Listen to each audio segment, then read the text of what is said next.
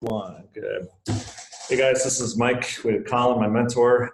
Colin, this is our fifth and final debriefing for my last clinical video, standards 1 through 10. And it's been a ride. I wish I could say that this was ending on a bang. I think this class, video 5, was a particularly challenging video, a challenging class. Not my best performance, and I think we'll start with that. So the first thing that jumped off at me was classroom management. As I mentioned in my reflection, right off, the class did not start well. I had to immediately discipline a boy in the back, Richard. But over the whole course of the video, there was the boy in the foreground, Danny. And Danny has been, for the past 12 weeks, kind of a behavior problem, on and off. I'm not saying he's the worst, but yeah, noticing the video, we've already kind of talked about it, but I call on him a little too much. I kind of like almost become fixated on the Danny issue. And, you know, something that's been, you know, a realization here is like, you know, if you keep doing that, you'll get diminished returns. So, yeah, that's kind of one of the first things I noticed. Yeah, absolutely. I would agree with that. And what I would say in general, the classroom management and the behavior of the students was actually pretty good, but there were still some students that you're having a little bit of trouble with. Yeah, now, the thing is, though, with teaching, it's something that you reflect on the mistakes, you reflect on what has come before, and you try and build up and get better and better and better. So what I see here is that this class, compared to your previous videos, there's been improvement. Now, there's still a bit of a ways to go with this class, especially compared with your older students. They are much better behaved, and as a result, your classes are much smoother. Yeah. But if we look at it like this, as something that you reflect on, you grow, you continue to improve, you never stop getting better, right? I see this as an opportunity for you to continue really focusing on this class and really using it as a springboard to try and figure out how to work with students that are maybe a little bit difficult. No, absolutely. The class is one of the more challenging ones in terms of, like I said, classroom management. Probably these most challenging, if not equal to one of the most challenging classes I've had in the past 4 years here at Guanghua.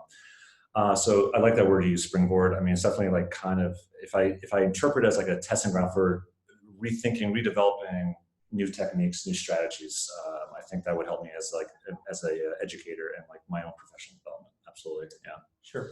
On the positive side, though, I would say, especially compared to your last video, there was much better attention from the students, especially when you were talking at the board. You were able to get their attention a lot more. You were able to focus them to a greater degree. And the majority of the students were spending their time doing pretty good work in your class. It's good to hear. The fact that you had them divided up into islands as well, that helped with your movement. It really helped you to get from group to group to group, which facilitated greater communication. That's always a positive. Yeah, and the island thing obviously was like the new setup of the 5 videos. I would agree, like it did provide a lot of more mobility that I think, you know, we talk about like just having proximity to the teacher can be effective for keeping kids on task. And I don't know if I would use the island system every week or every class. I mean, obviously, this is a non-pastoral system at Guanghua, so, you know, I'm affecting other teachers' workspaces by doing that. But, you know, once in a while for like major group assignments, I think is something I would consider keeping to use for the reasons we just mentioned. Yeah. Sure. I mean, there's going to be some tweaking that you do, of course, with the students in each group, making sure that you can find the most effective groups together. Yeah. But as a first step, not bad. Just continue working on that for sure.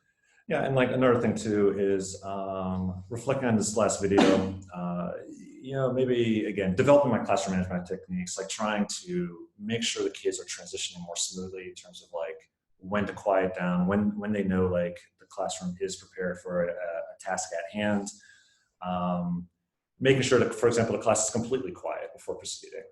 These are some other things, what you and I have noticed from this class and previous ones that I should still work on, so room to grow, as you said. Yeah, absolutely, and I completely agree with that. We actually discussed this previously, and this is something that we'll make an action plan for. Try to fix it up and improve it for the next time. Yep. Yeah. So overall, definitely improvement, and I'm encouraged to see this, especially coming off your last video with the pre-students, the older students, which was quite successful in a lot of ways. Sometimes it's good to come back down to earth and just realize, like, Yeah. hey, the teacher's work is never done. Well, absolutely. And you know, this group in video 5 is definitely more juvenile than the pre-group you mentioned. You know, honestly, the pre-group makes it easy. I mean, they make your job easy for you.